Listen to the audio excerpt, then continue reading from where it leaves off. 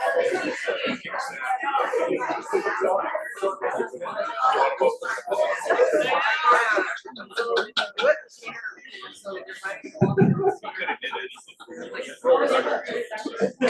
evening, everyone.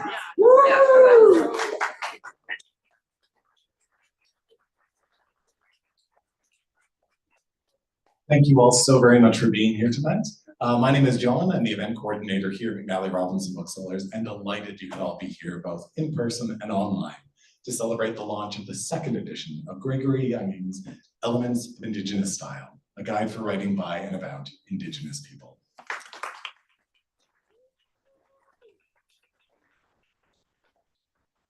Before we begin, I would like to acknowledge, of course, that we are here in Treaty 1 territory. The land on which we gather is the traditional territory of the Anishinaabe, Innuit, Anishinaabe, Dakota, and Dene peoples, the homeland of the Métis Nation.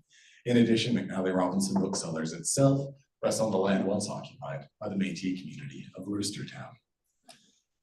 We're so incredibly grateful to Brush Education for helping, not only publishing this book, but helping to make this evening a reality. I am keenly aware I'm the least interesting person on stage, even if I am wearing the same sweater as Warren. So I will remove myself very speedily. But just to go over a few quick notes about this evening, there'll be a series of readings and a conversation that'll take place to my left. And if time permits, there will be an opportunity to ask questions. So if that does arise, I'll approach you in a non-threatening way with this microphone, which just ensures that everybody watching at home can hear your questions and prevents us from having to repeat them. I'll be back at the end to let you know how you can get a copy of this book, but first I'm going to go over a few quick details about our special guest for this evening and this book itself. You'll be hearing a little bit more about the legacy of this incredible volume this evening and all the work that went into making the second volume a reality. From the day it first came out, the first edition of Elements of Indigenous Style was a vital contribution to our bookshelves here at the store. It's already, I think, and has established enough to be considered a classic here at the store and beyond. So we're particularly thrilled that it's found even more new life in this second edition, and delighted that we have, of course, Warren Cariou and Lorena Fontaine here to speak a little bit more about this book and Gregory's legacy. I'll quickly introduce our panelists and then I'll turn things over to them. Warren Cariou is a writer, scholar, and artist of Red River Métis and European heritage based at the University of Manitoba. His work spans fiction, memoir, and criticism, focusing on Indigenous cultures and environmental issues. He also serves as general editor of the First Voices First Text series. Lorena Fontaine, of Cree and Anishinaabe heritage and a member of the Sag King First Nation, is head of the Department of Indigenous Studies at the University of Manitoba.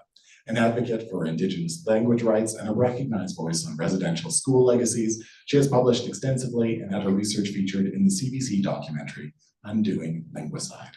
Please give a very warm welcome to Warren Cariou and Lorena Fontaine.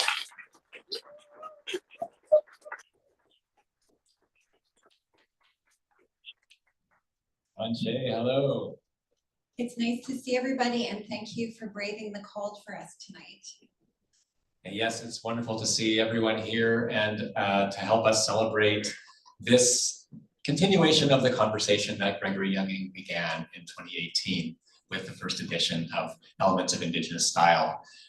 We're just so thrilled to have been part of the process of continuing that conversation. So Lorena and I are part of the editorial team. Our other two members of the editorial team are Deanna Rader, Cree Métis who now teaches at Simon Fraser University, and Jordan Abel, Nishka from University of Alberta. And they're amazing collaborators, and we've had an extraordinary 2 or 3 years, I guess we'll say, of working on this project.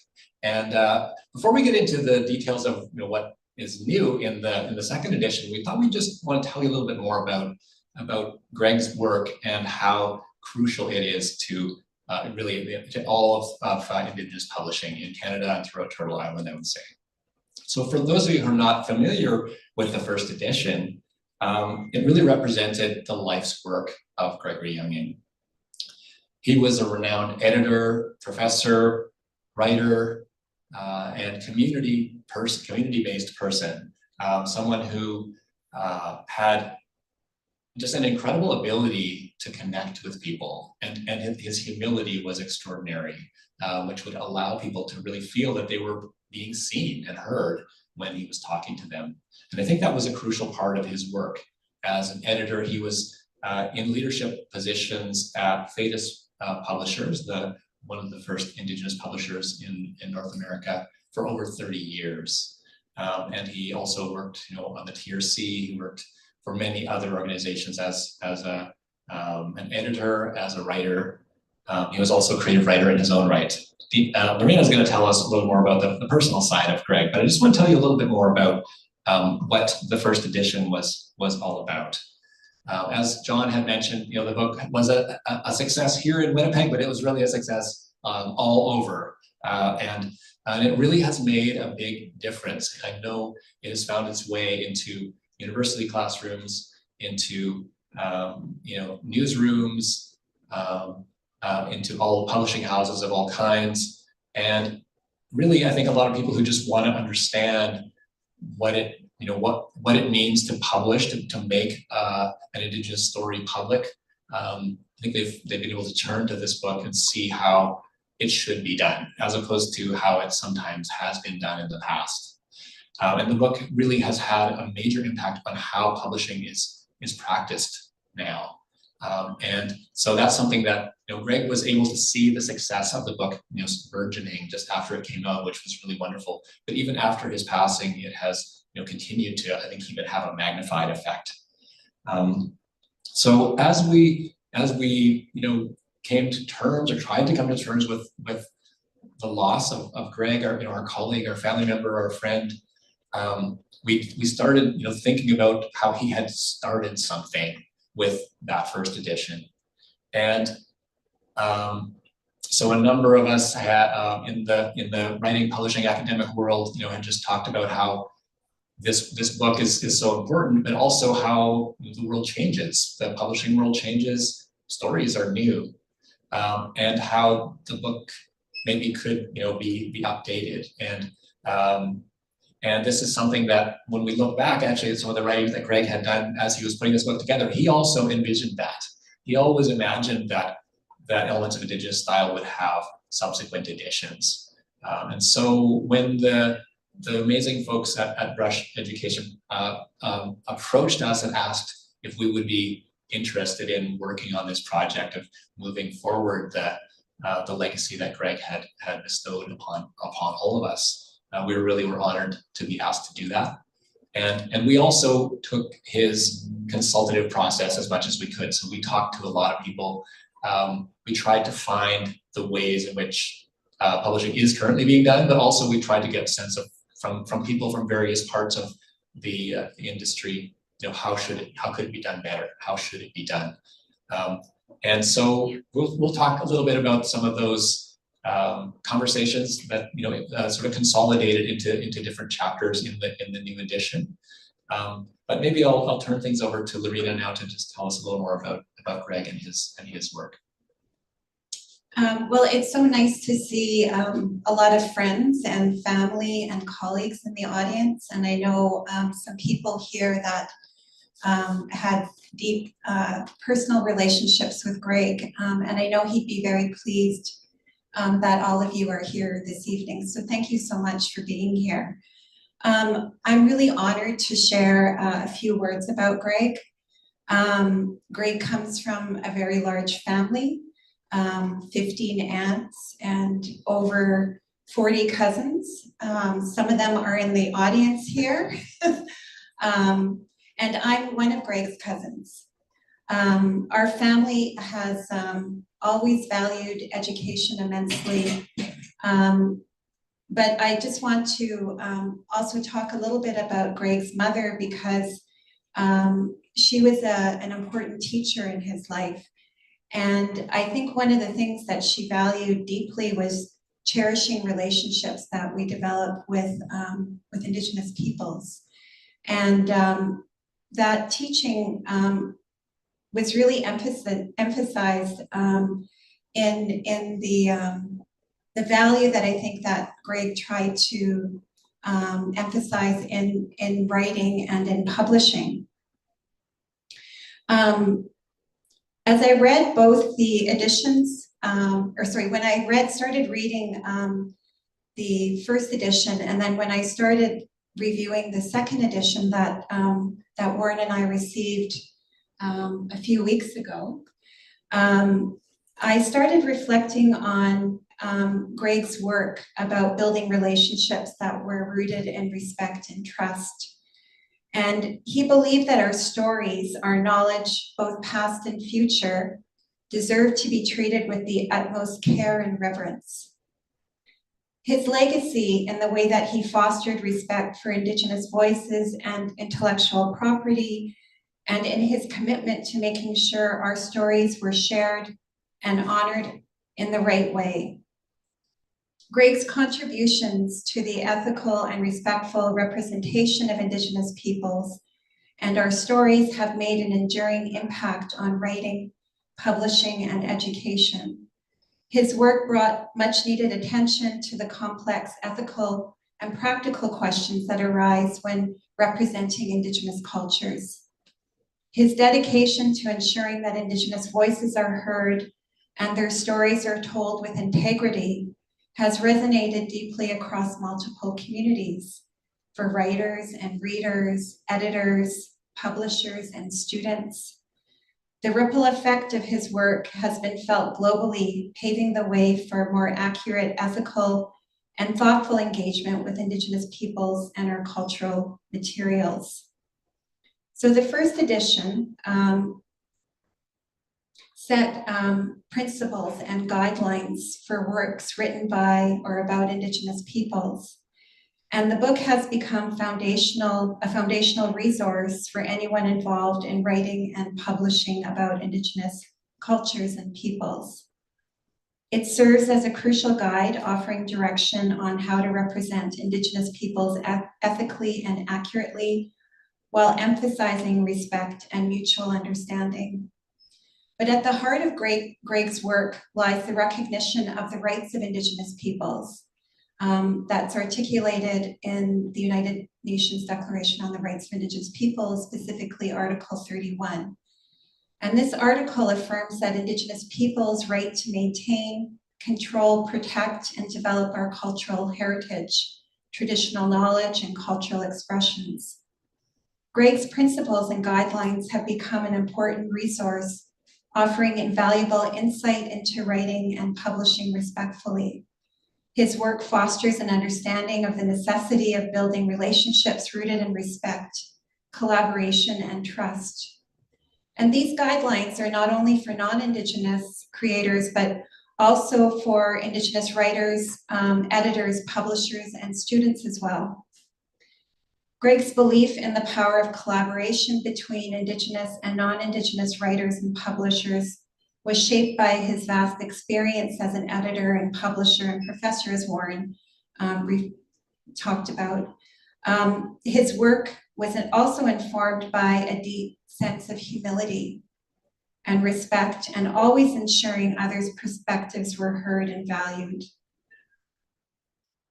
Though surprised by the success of Greg's work, he was deeply grateful for the positive impact that it had.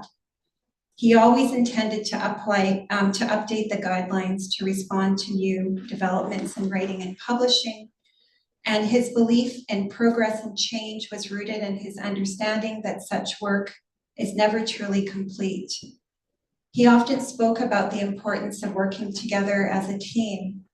He recognized that no single person could encompass the breadth of knowledge required to make the kind of change that he hoped for. And it is in this collective approach that we endeavored in working on this second edition that I think stands testament to Greg's commitment to keeping the conversation going about writing and publishing, and ensure that ethical representation of Indigenous writers in publishing and writing continues. We are all fortunate to have been touched by his work. The people that have used his work in universities and classrooms, but also in our work that we do as scholars, writers, creators of stories. that we're able to forward this vision that he has of more respectful and inclusive and ethical approaches to Indigenous publishing and writing. So that's all I wanted to share about Greg, to sort of set the stage about the importance of his work, and the fact that it has touched so many people's lives and scholarly endeavors. Absolutely, and certainly inspired us as we continued our work on the new edition. So I want to just tell you a little bit about some of the things that we have added to the edition. Also, though, I want to say we have kept everything that Greg wrote in that first edition, because every word of it is absolutely important. We've changed the organization of things a little bit, which we hope will help for people to return to it, because we found, talking to people who were using the book and reading the book, that they often were referring to certain pages, and so we tried to reorganize it a little bit to make it easier to find some of those crucial principles, for example, and other aspects of the book. But also, as we've done our editing also involved quite a bit of writing, and it involved a lot of collaboration with others as well. The final version of the second edition is 150% of the length of the previous one. So we added a full half of the book, and I'll just tell you a little bit about some of the chapters, the sections that we have, and we can talk more about some of these later if you like. So we have on chapter 8 that we added a chapter on editorial relationships, and I'll tell you a little more about that in a minute. And in that section, we also have a piece there on Inuit writing and publishing, and this is by Inupiat editor Rachel Taylor, who has done a wonderful job and who really helped to inspire us to think more about relational editing practices. So that was a great collaboration for us to welcome Rachel into the process of writing. And because we recognize that we only have limited experience, it was great that we could bring in some other contributors who've done amazing work in the book as well. So we have another chapter 9, which is understanding identity and community affiliation.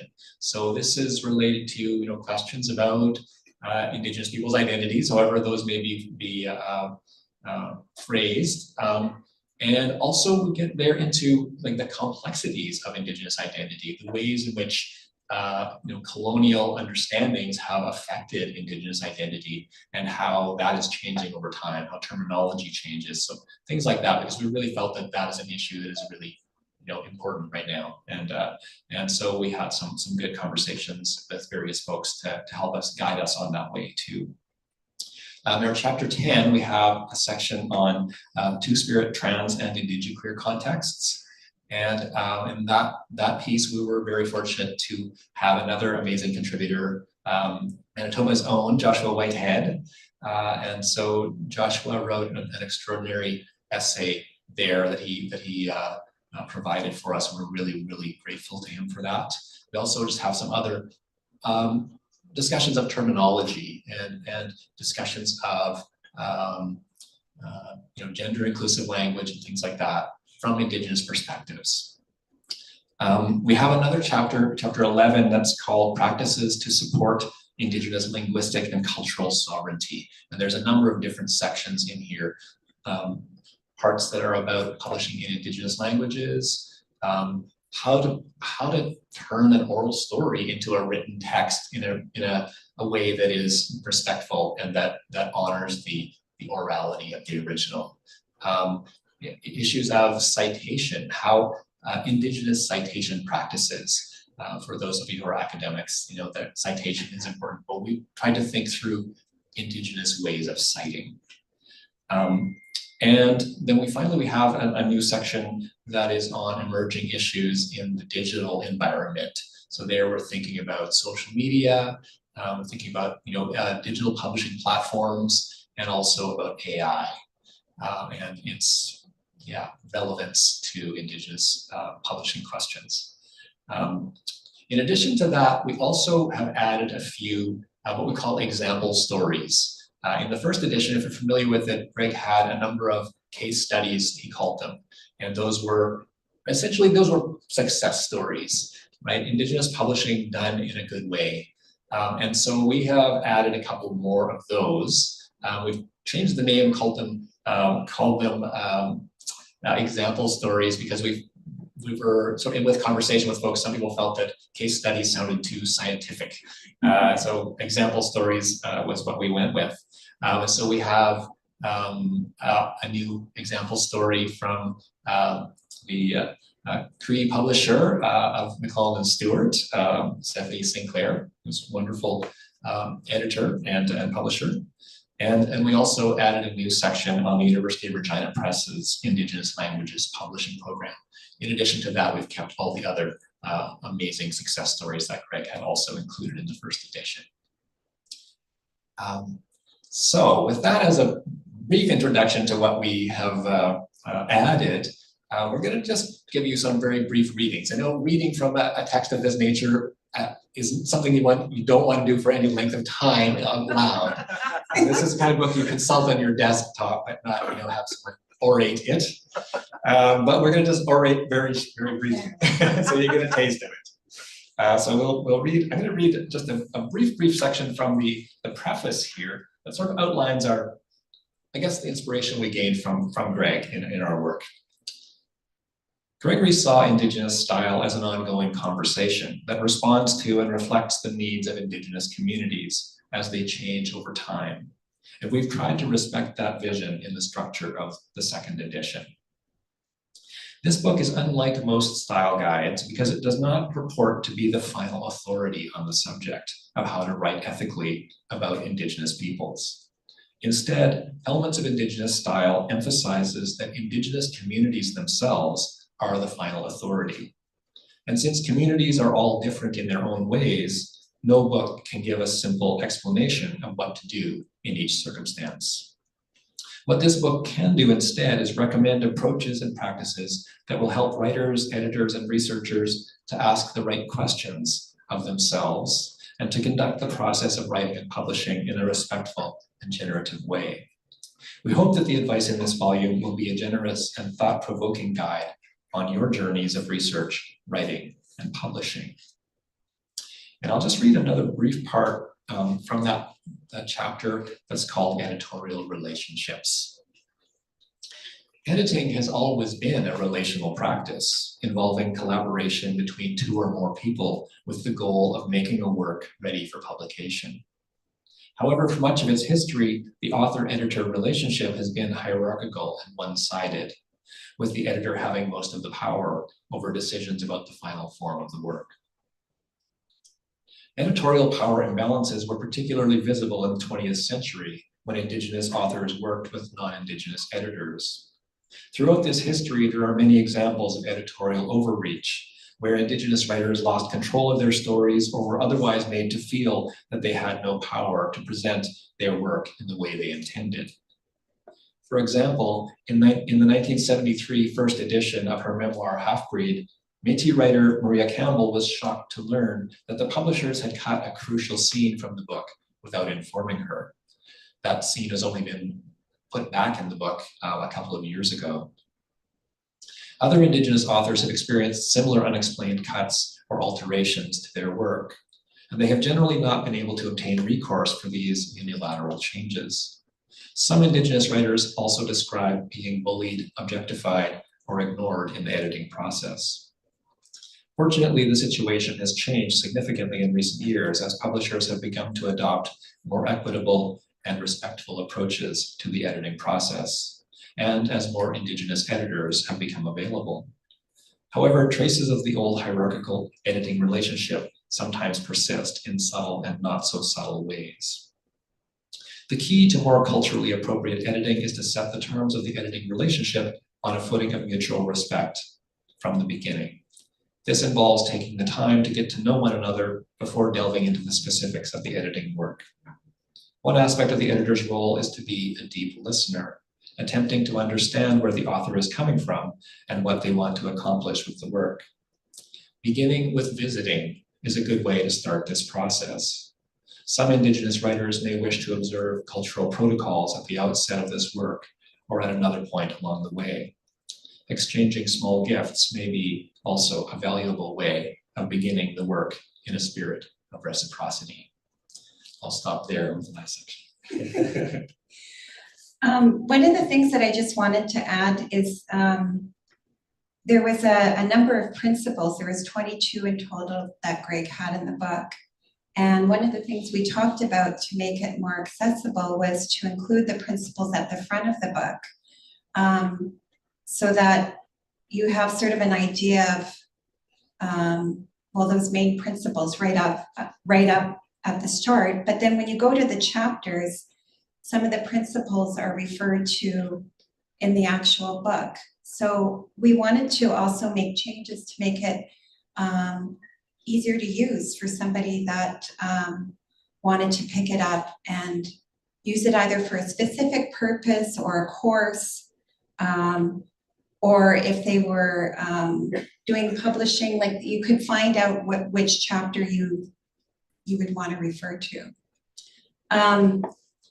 And one of the additions, as Warren referred to, was chapter 11, which we started thinking about in terms of language revitalization efforts that are occurring globally, and some thought into what writers but also publishers might think about when they're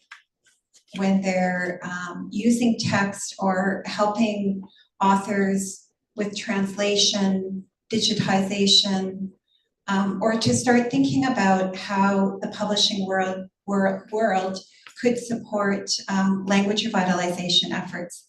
So I'm just going to read a brief section of chapter 11, which is practices to support Indigenous linguistic and cultural sovereignty, which is a new chapter in the book. So this chapter examines some of the ways in which writing, publishing, and research can enhance or, when done poorly, detract from Indigenous efforts to express and promote linguistic and cultural sovereignty. While the written word can be a vital force for transformation and empowerment, it has all too often been deployed without sufficient attention being given to the linguistic context and oral sensibilities of Indigenous peoples. So when we're thinking about publishing and Indigenous language revitalizations, publishers have a unique opportunity to contribute to vital efforts of language revitalization. With the endangerment of all Indigenous languages globally, the need for initiatives that document, publish, and digitize written works in these languages has never been more urgent. As Indigenous communities strive to reclaim and revitalize their languages, the availability of written materials plays a pivotal role, not only for additional language learning, but also for nurturing language fluency and the preservation of cultural knowledge. So in this particular chapter, I printed mine out because my eyes, as I'm getting older, get worse and worse, so I need big print. So there's 4 sections, five sections that talk about translating existing works into Indigenous languages, digitizing Indigenous language works, accurately representing Indigenous language and fonts, so getting publishers and writers to start thinking about whether you can accurately represent Indigenous languages in terms of fonts, because we have syllabics, we've got Roman orthography, and different communities have different writing systems that publishers need to think about when they're going to be publishing these works. And then accurately representing Indigenous languages in these orthographies are important considerations, even when they're looking at translating different texts. Avoiding overstandardization. So thinking about the different dialects that our communities have is also an important consideration, especially the languages that are lesser used, or some languages that no longer have any speakers, that the publishing world and other writers could promote these languages, but they need to be thinking about in terms of the font, the dialect that they're going to be presenting the language. So numerous publishing companies are now actively seeking written materials in Indigenous languages, marking a significant shift. In North America, notably, publishers leading the way in this work include Kekino's Press, Ningwakwe Learning Press, Titus Books, University of Regina Press, Eagle Crest, Native Realities, Wavemaker Press, Wigwas Press, Kamehameha, I practiced that before I got here, publishing. This transformation is crucial because it addresses the pressing need for publishers to support Indigenous languages by making these written works accessible for language learning and promoting literacy. So this kind of gives you a sense of not only what was in the original edition, but some of the new chapters that we've included. Yeah, and it was, it really was a collaborative effort with us, each of us in the editorial team having our own expertise and our own knowledge base, our own, community relations and things like that. We recognize even the four of us didn't have as much expertise as one person, Greg Younging. But that's why it was so important for us to reach out to other people and to have those conversations with them as well. So it really was not just a collaboration of us four, or even the contributors we brought in, but many other people. Too many for me to be able to thank them all in person here, but I guess they all know who they are, all the folks who shared their experience and their vision for how Indigenous publishing could be practiced in the future. I'm thinking that maybe we could, if people are interested, we could take some questions from the audience. If people do have any questions, we're happy to tell you a little more about the book.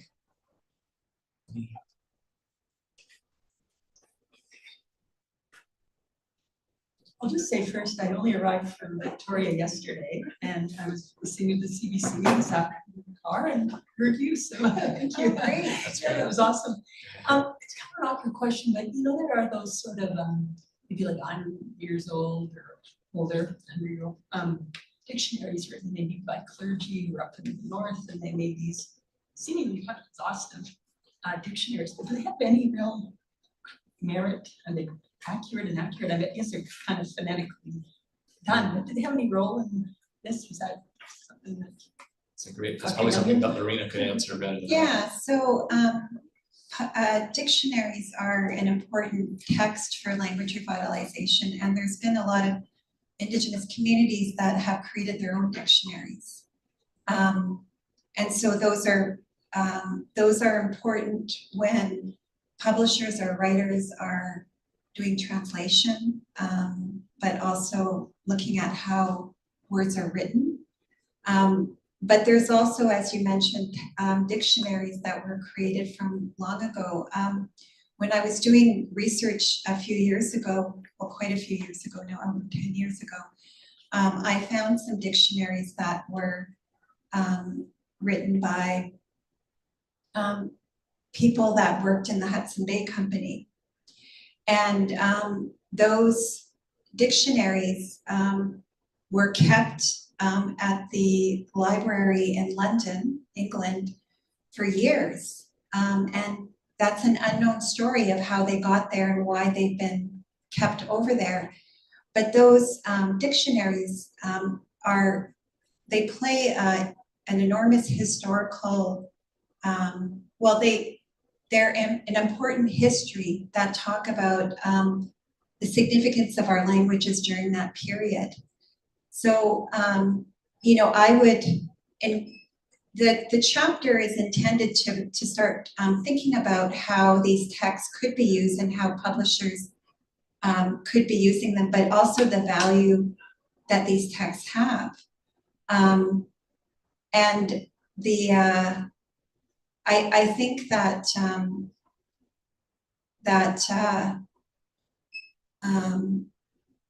dictionaries not only play an important role in language revitalization, but they also play an important role in the use of these texts for language revitalization.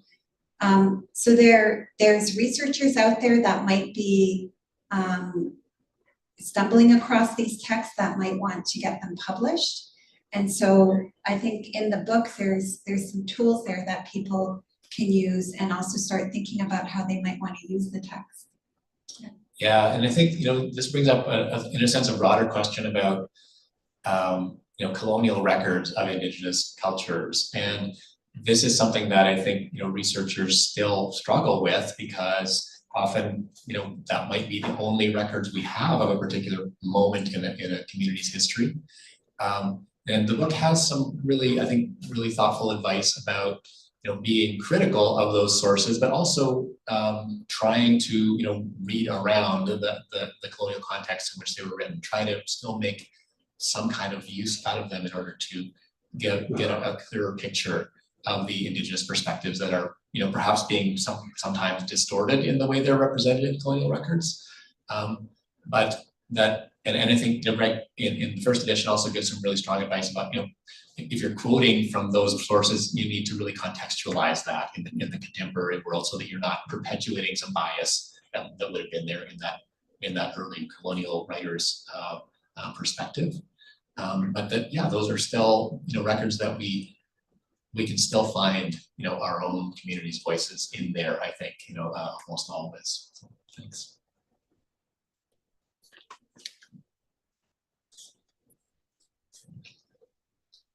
Bonjour, Colin Reed Edition of class.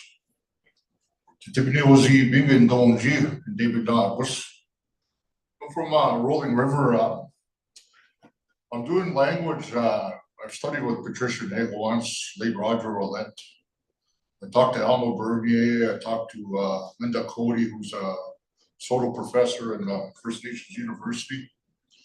My main mentor is Dr. Brendan Kiskerton, who's the head of Ojibwe language at University of Minnesota, the only one that's ever produced fluent students in a university context. And I'm trying to get something going for the language. I'm going to be working with the Sandy Bay Elders. But I find there's not really an architecture for our language yet. It's more this colonial stuff you're talking about, the Indigenous stuff, like how to parse your words so you don't offend our people. Mm-hmm. But it's extremely offensive where our language is like first or last class. It's not even first class. It's there's so many barriers to getting something substantial done. Like when you talk about language reclamation, our language is difficult because it has over 6,000 inflections. Anishinaabe one. You have to know all the affixes when you're talking it in order to teach more complex language. There's still a lot that I'm learning, even though I've been at it for years.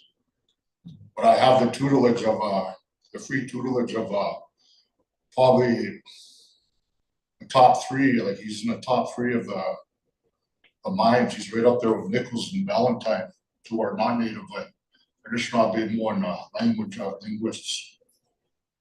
That helps me. He's even supervised my friend Ande Muldrow's master's thesis at the University of Minnesota. And he helps me with the structure of the language. But what I'm trying to say is that I understand what you say about the dialects are different, because I know people from the Anishinaabe side of your reserve, they're like in Saugeen. I talk to those speakers. It's not much difference. There's little small differences here and there. Bungi Tabo, Bakan and Wewak. So I'm just trying to get something going for actual language, because everybody's doing Ojibwe words of the day. They can't teach sentences, or it's just simple little inflections. It's just so de banak mamajish. Like it's so, we need a more concerted effort in our language teachers, like the ones that I mentioned. I know they were hemmed in by the structure, but also hemmed in by residential school. Like even though you can teach the language and you can speak it, we're still caged by our residential school and colonial experience, where we have that deeply entrenched. Even where our language is always given afterthought, even with our First Nations, with the EMC, how come we don't have extensive websites? Like, there's nothing, like even our language organization that's been here for decades, the Indigenous Languages of Manitoba, if you go on their website, there's basically nothing there. Why is there nothing? Why is it's only performative, it's not substance, there's no substance to it. Like these things, I'm trying to get one, but I'm going to be working with the Sandy Bay Elders because my friend who's a university professor has got research money from, she's an Anishinaabe Kwe from Sandy Bay. And she hired me to work with those elders, and I feel very blessed because those are amongst the most fluent speakers yet alive here in southern Manitoba. Because everybody looks up to them as among the most fluent speakers in southern Manitoba of our language. So. Yeah, so part of the reason why we included a section on language revitalization is because we have a lot of second language learners that are trying to learn their language, and there's not a lot of text. Like they'll get to a certain point, they'll have, you know, those ones that just have the greetings, conversational, right? But in order to carry on with language learning, we need books. Like we need books that are out here, the new nonfiction, fiction books in our languages to be able to advance our language learning. So you raised some important issues that I think as people that work in language revitalization need to start thinking about. But you mentioned Pat Ningwans, who has, her and her son Ondag are working on dictionaries. So we have Indigenous people in our communities that are publishing works that are going to be helping with language revitalization. But thank you for your comments. Thanks for being here and sharing this evening. I had a question about Greg. If you could share maybe a story or maybe some experiences that so we can have an idea of who he was as a person, because I mean, this is his legacy we're here for this evening. Thank you. I guess I could share a story of Greg's leadership of the Indigenous Editors Circle, which was really his organization, where he decided that it was really important for Indigenous editors to be trained by other Indigenous editors, and so we gathered with a number of sort of more senior editors were there as so-called instructors, but we had amazing participants in each of those years that we did the Indigenous Editors Circle. And I should say there's a new Indigenous Editors Circle coming this year as well, so this is continuing. But one of the meetings in Saskatoon, I remember, it happened to be that Greg loved music, as I think you would be very well aware. And it just turned out that the Indigenous Editors Circle was being held in Saskatoon at the same time as the Saskatoon Jazz Festival. And we realized that Greg was very thoughtful about that. he had chosen those dates. We would have our amazing sessions during the day, and then in the evening we'd go and listen to jazz. And that was just so fun. It was so much Greg. We could just see him in his element there, listening to the jazz and having some conversations about editing at the same time. That really encapsulates my memory of it. So I have lots of memory. So I mentioned that we have over 40 cousins, and I'm one of the younger ones. So I'd always be, oh, do we have to take Lorena? But as you get older, the age, it doesn't matter. And Greg became a very good friend of mine, not just a cousin, but we talked on the phone a lot. He shared challenges and happy times. But he grew up initially away from Canada. His parents were in the armed forces, which meant that they traveled every 4 years. And then when they did eventually come back to Canada, I know that one significant, he really, really deeply loved our grandfather, the late John Young. And he he spent some time with him. He wanted he wanted to have a conversation with him about governance. And he spoke to him, and I know that our grandfather spoke to him in Cree, and that he wanted that translated. But I know that time with him had very much an impact on his scholarship. He deeply, deeply loved Indigenous people and was a huge advocate for our rights. Like, he'd go to the UN. He was a strong voice for our rights at the UN level. And he really deeply loved that work. And I know that people that travel those distances, it's a lonely road because you're in hotels. Even when he was publishing books, he'd go sit up at tables and was often by himself. He also deeply loved his children. He loved his children, and I think that he did that work in their with them in mind. It wasn't. So there was a pull from grandfather's generation to his children and looking into the future to ensure that the integrity of our cultural identity, our rights, were honored and respected. So he traveled a lot, so he was able to connect with a number of Indigenous peoples here in Canada, the US, and globally. And I think that in the book, you get that sense that he's really trying to keep the integrity of those relationships that he wanted to maintain. And I think foundationally, it was really his mother and our grandfather that gave him that strong grounding in who he was.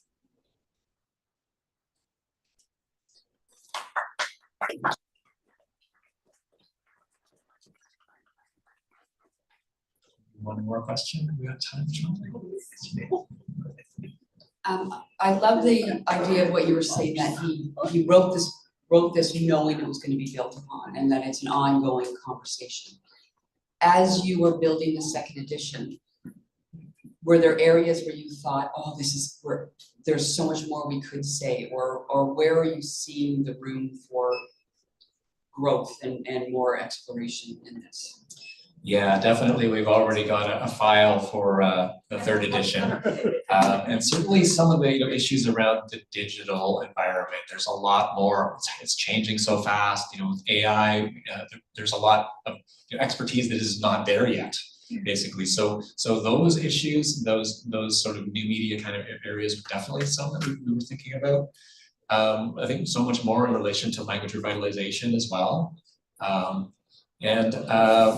And I think also we want to just think more about, representing broader communities. And right now, the book is mostly focused on, north of the Fort Gannett Parallel, but it's so relevant, throughout Turtle Island and really globally for Indigenous communities. So that's something else. I mean, maybe that would have to be a different project altogether, sort of a spin-off project, but we really feel that this, the core ideas in this book are so relevant to Indigenous communities around the world. So that's another thing that we're definitely keeping in mind. Yeah. Thanks.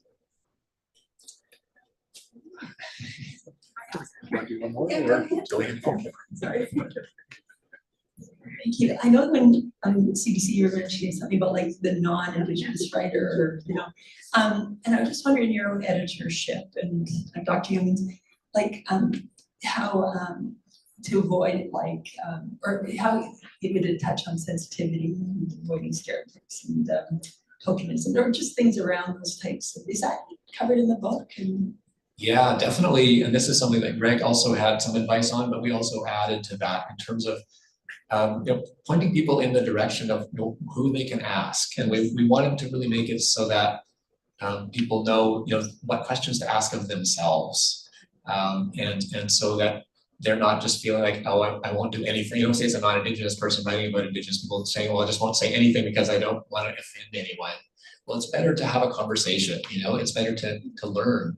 And so we provide some resources of who you can ask, who would be a good resource for particular kinds of questions.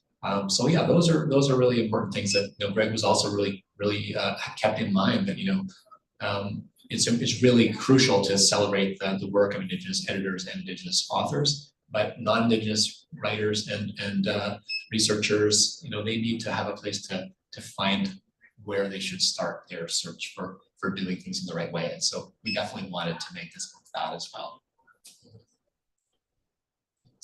Other things to add on that, or?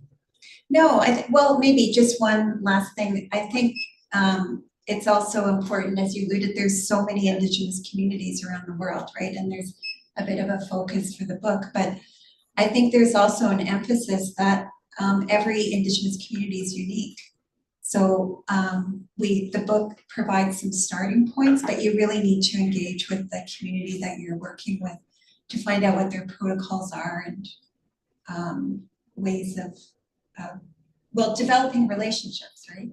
Absolutely, yeah. And one of the new organizations that really can be a beginning point for people asking some of those questions, in particular cases anyway, is the Indigenous Editors Association, which is a newly formed organization that really built on all the work that Greg did throughout his career. So that's one organization really we want to highlight in the new edition of the book, is that has come into fruition, partly as a result of the inspiration that Greg has provided.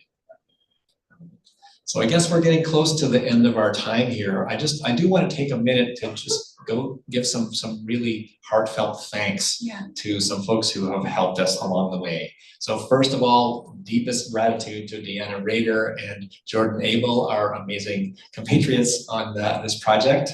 We're sad they couldn't be here with us. We've never been in the same room at the same time, all of us, but someday we will be. And also I want to just thank our amazing people at Brush Education Publishers. So that's our editor, Kay Rollins, who did an extraordinary job working with us to get all the details right. And as well as Glenn Rollins, publisher, and Lynn Zwicky. They were just extraordinary to work with. They had such a vision for the project, and they had worked so well with Greg as well.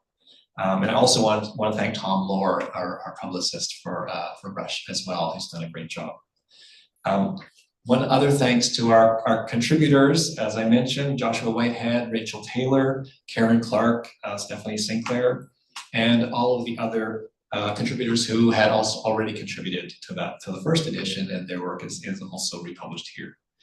And finally, I wanted to thank a couple more thanks here. One to McNally Robinson for this amazing space in which to celebrate the book, and of course, John for his masterful hosting.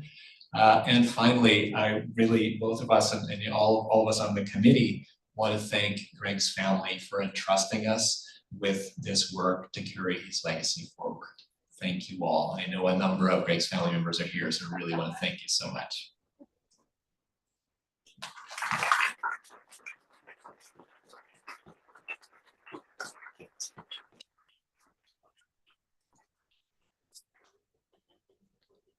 And many thanks to both of you as well, and to all of you for being here tonight, for sharing, and for your attention and questions. We will be moving along to the signing portion of the evening, so just to give you a sense of how that will work, there'll be one moment of beautiful chaos. While some people leave the space and other people try to get in line right here, it will resolve itself fairly quickly, so please don't be intimidated. If you don't want to get a book signed but would still like a copy, we do also have copies available just at our cash desk, so you can swing by there. If you would like to get a signature in your book, feel free to just come up to this table right here. You don't need to pay for the book first, but we would appreciate it if you paid for the book at some point tonight. We're so very grateful to Brush Education for helping to make this evening a reality. Thank you all for being here to celebrate the incredible living legacy of Gregory Younging's work, and of course the contributions made by everyone in this new volume, including Warren Cariou and Lorena Fontaine. Have a wonderful night, everyone.